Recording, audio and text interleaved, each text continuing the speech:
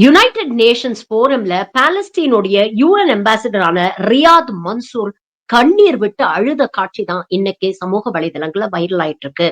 ஒரு பக்கம் பிள்ளைங்க பசி பசின்னு துடிச்சிட்டு இருக்காங்க, இன்னும் பக்கம் நாடே பத்தி எரிஞ்சுகிட்டு இருக்கு. இந்த போர் தேவையா? இப்படி தொடர்ந்து குழந்தைகளை கூட காவு வாங்கி கொண்டிருக்கக்கூடிய மனித மிருகங்கள் வாழும் இடமாக உலகம் மாறிவிட்டது அப்படின்னு சொல்லி அவர் வடிக்கக்கூடிய அந்த கண்ணீர் காட்சிகள் இன்னைக்கு பல பேரை வந்து உருக வச்சிருக்கு.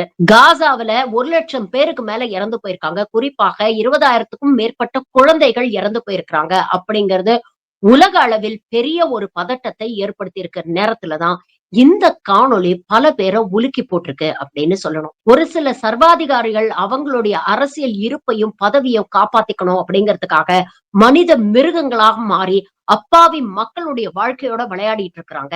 இது எங்க போய் முடியும் அப்படிங்கிற கேள்வி அவர் எழுப்பியிருக்காரு. சிந்திக்க வேண்டிய ஒரு கேள்வி.